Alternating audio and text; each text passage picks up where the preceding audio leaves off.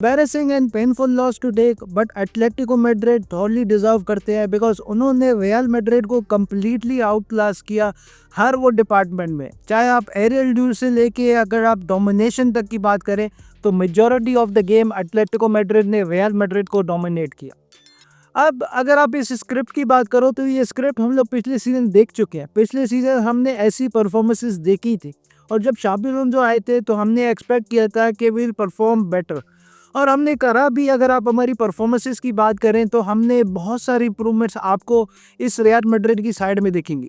लेकिन जो 6 गेम्स हमने जीते ला लीगा में और जो इस वक्त हम टॉप ऑफ द टेबल है, हम सबको पता था कि जो आने वाला महीना है ये काफ़ी ज़्यादा इंपॉर्टेंट होगा रियल मैड्रिड के लिए, बिकॉज इसी महीने में we are going to play against Atletico Madrid. हमें यहाँ पे विलारियल के अगेंस्ट भी खेलना है and we are yet to play against FC Barcelona.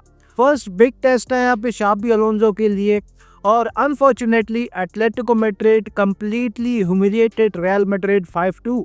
और what went wrong in this game? कौन सी ऐसी मिस्टेक्स है जो कि शाबी अलोंसो ने की इस गेम में? इस गेम का टोटल ब्रेकडाउन करते हैं। इन माय ओपिनियन कौन सी ऐसी मिस्टेक्स है जो कि शाबी अलोंसो ने इस गेम में की जो कि उसको नहीं करनी चाहिए थी?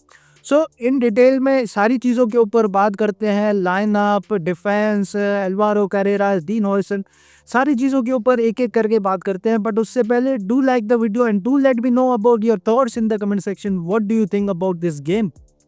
सबसे पहले तो हम लोग यहाँ पे आ जाते हैं लाइनअप के ऊपर। तो देखो यार, लाइनअप जब मैंने लाइनअप देखी तो एक चीज़ मेरे जहन में आई। जूड बेलिंगम जो कि शायद 2-2.5 महीने के बाद पहला गेम खेल लेती है अपना, उसको इतने बड़े हाई फिजिकल वाले गेम में स्टार्ट करवा देना, in my opinion it wasn't a great decision. I like the idea why Xabi Alonso put Jude Bellingham. मुझे पता है कि वो एरियल ड्यूल्स जीतने के लिए उसको डाला गया था और वो सारी चीज़ें जूड बेलिंगम डिड वेल अगर आप उस तक की बात करो।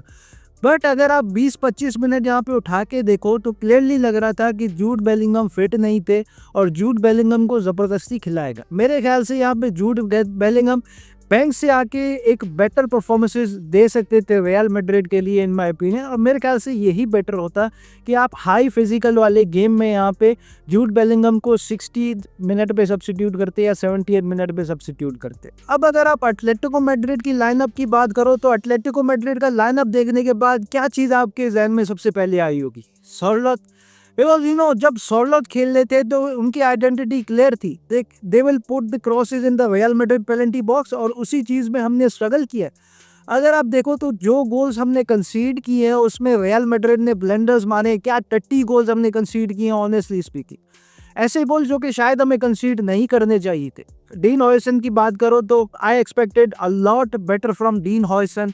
एडर मिलिटाओ की बात करो तो एडर मिलिटाओ से एक्सपीरियंस सेंटर पैक हम देख रहे हैं कि 5-6 गेम से एडर मिलिटाओ की परफॉर्मेंसेस टॉप नॉच परफॉर्मेंसेस है and I expect a lot better for adder Militão from dean Huijsen. अगर आप इन दोनों की बात करो तो काफ़ी ज़्यादा डिसअपॉइंट किया मुझे इन दोनों ने, स्पेशली जब भी वो क्रॉस डाल लेते रियल मैड्रिड की पेनल्टी बॉक्स में तो मुझे हर टाइम यही लग रहा था कि they are come very close to scoring.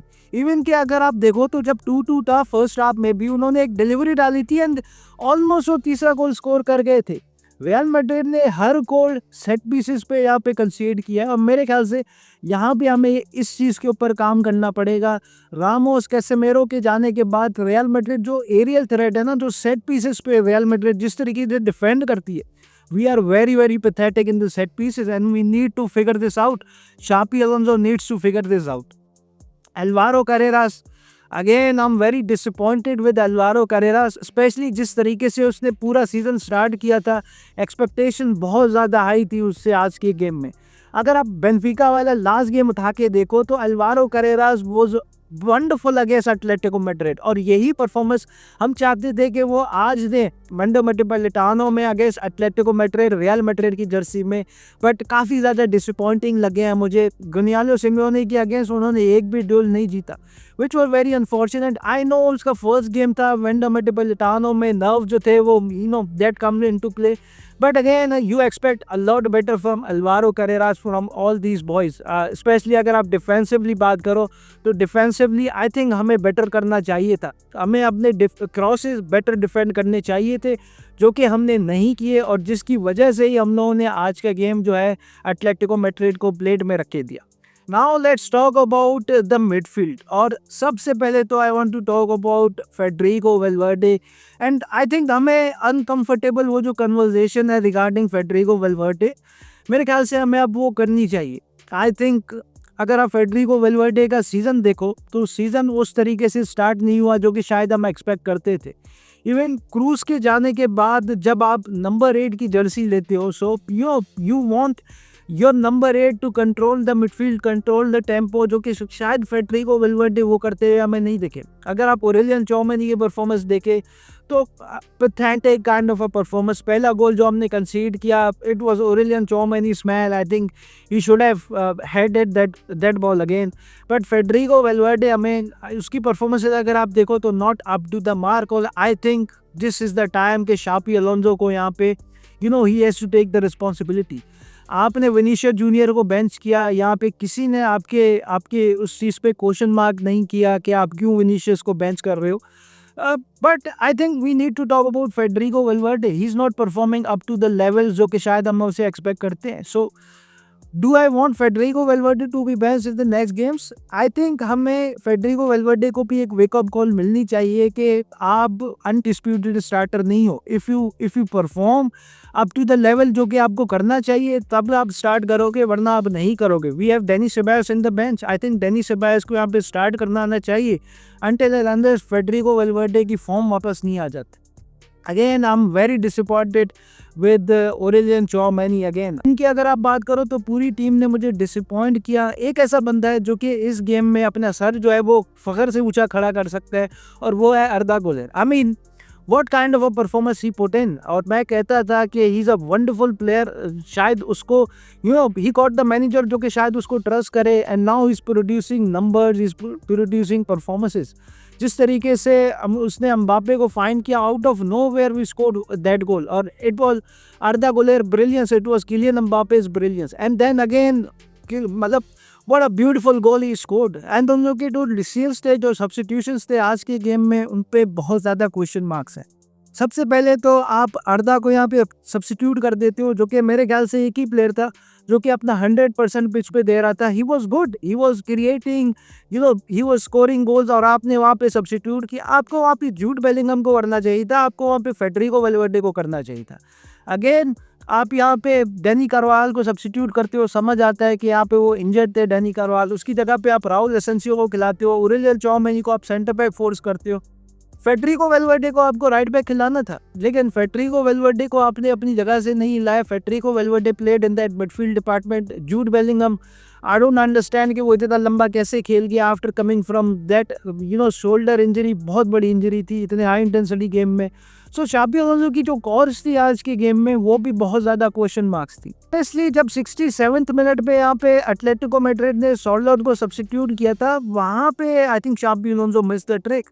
वहाँ पे आपको फेडरिको वेलवर्डे को राइट बैक खिलाना चाहिए था, और आपको यहाँ पे गोंजालो गार्सिया को लेके आना चाहिए था, बिकॉज 65th मिनट के बाद एटलेटिको मैड्रिड ने डिफेंड ही किया, और यहाँ पे आप गोंजालो गार्सिया को क्रॉसेस फीड करते from Federico Valverde, from Alvaro Carreras. अगर अर्धा भी पिच पे होता तो I think it would have been a different game. मैं नहीं कह रहा कि हम लोग जीत जाते, बट यहाँ पे आपको कुछ एफर्ट्स नज़र आती जो कि शायद आपको 20-25 मिनट में लास्ट की आपको नहीं दिखी होगी। और मेजॉरिटी ऑफ द गेम अगर आप रियल मैड्रिड की बात करो ना, तो हमने डोमिनेट नहीं किया, हमने गेम का टेम्पो को कंट्रोल नहीं किया, जो कि शायद टोनी क्रूज के जाने के बाद हम लोग स्ट्रगल कर रहे हैं। और मेरे ख्याल से ये ऐसी चीज़ है जो कि क्लब को एड्रेस करनी पड़ेगी। डिफेंसिवली भी अगर आप बात करो तो एरियल ड्यूस में हम अच्छे नहीं है, ये चीज़ भी क्लब को एड्रेस करनी पड़ेगी। अगर आप रियल मैड्रिड की मिडफील्ड की बात करो ना, तो we got the best midfielders. But again अगर आप वो प्रोफाइल की बात करो जो कि टोनी क्रूज किया करता था, जो कि टेम्पो को कंट्रोल किया करता था जब गेम आपके फेवर में नहीं जाता था, तो वो काइंड ऑफ अ मिडफील्डर्स हमारे पास नहीं है। क्या फेडरिको वेलवर्डे वो काम कर सकता है? Really doubted. But again I think ये दो डिपार्टमेंट्स हैं जहाँ पे क्लब को काम करना पड़ेगा ट्रांसफर मार्केट के ऊपर। Xabi Alonso is not a magician जो कि सारी चीज़ों को एकदम ठीक कर दे।